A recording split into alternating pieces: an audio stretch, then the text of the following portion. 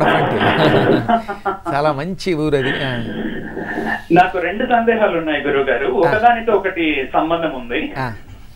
మొదటి సందేహం ఏంటంటే, మాంసాహారాన్ని భుజించినప్పుడు గుడిలోకి ప్రవేశం నిషిద్ధమా? ఒకవేళ నిషిద్ధం అవుతే నిజానికి మన శరీరం మొత్తం మలమూత్రాలతో మాంసంతో నిండి ఉంటుంది కదా.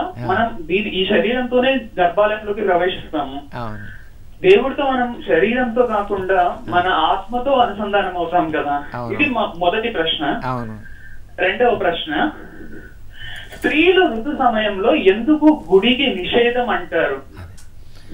మంచి ప్రశ్నలు రెండు ఒకదానికొకటి సంబంధం ఉన్నాయి కాబట్టి చెబుతున్నాను. ముందుగా మన శరీరం అంతా మలమూత్రాలతో ఉన్న మన మలమూత్రాలు శరీరం లోపల ఉంటాయి. పైన చర్మం ఉన్నంత వరకు అది కనపడనంత వరకు దోషం లేదు.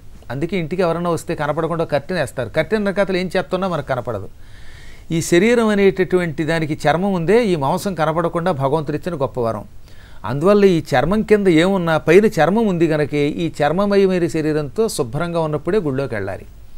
మాంసాహారం భుజించిన వెంటనే స్నానం చేయటం కానీ లేదా ఆచమనం చేసి కానీ గుళ్ళోకి వెళ్ళాలి అని మంత్రశాస్త్ర నియమం. ఎందుకంటే ఈ ఆహార ప్రభావం వల్ల దేవతల మీద మనకు ఉండవలసినటువంటి భక్తి ఉండదు. ఆహారం వల్ల కూడా భక్తిలో తేడా వస్తుంది.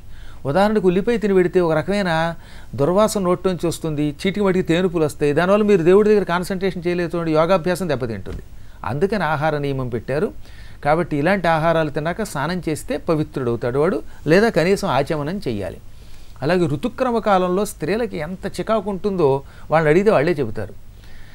ఆ రక్తం వల్ల అయితేనే వాళ్ళ శరీరాలు అనారోగ్యం ఆ కాసేపు ఉంటుంది కనుక మనుషులకి చాలా ఒక రకమైన చికాకు. ఆ సమయంలో శరీరం ఏ పని చెయ్యదు. అందుకే ఉపాసనలకు అది నిషిద్ధం అన్నారు. భగవంతుడు ప్రకృతి రూపంలో ఇచ్చినటువంటి ఒక విచిత్రమైనటువంటి తత్వం అది. అది లేకపోతే సంతానం ఉండదు. కానీ అది విశ్రాంతి కాలం. విశ్రాంతి కాలంలో ఉపాసన చేయకూడదు. అవి వ్యక్తిగతంగా మీరు ఎప్పుడైనా ఆడవాళ్ళని అడిగితే వాళ్ళే చెప్పగలుగుతారన్నమాట. అయ్యో ఈ బయట ఉన్న సమయంలో వాళ్ళకి ఇంత చిరాకు ఉంటుందా అనిపిస్తుంది. శరీరం కూడా అశుభ్రతతో ఉంటుంది. అశుచి కాలంలో దేవతార్చన చేయకూడదు. అందుకే ఆ 3 రోజులు అయ్యాక 4వ రోజు పవిత్రంగా స్నానం చేసి ఇంట్లో ఉండి 5వ రోజు నుంచి అర్చనలు చేయమన్నారు. నిజంగా బయట ఉన్న కాలంలో గుళ్ళోకి వెళ్ళి వచ్చిన తర్వాత చాలామంది ఆడవాళ్ళు చెప్పారు, ఒక సంవత్సర కాలం మాకు ఏదో ఒక నష్టం వస్తూనే ఉందన్నారు వాళ్ళు. కాబట్టి అసలు శాస్త్రములు వద్దు అన్నప్పుడు ఆ నిషిద్ధ కార్యక్రమాలు చేయటం అనవసరం. అది ఒక చట్టంలో ఇది ఇలా వెళ్ళొద్దు అన్నారంటే ఇంకెందుకని ప్రశ్నించకూడదట. అది ఇంకా శాసనమే అది. మరో కాలర్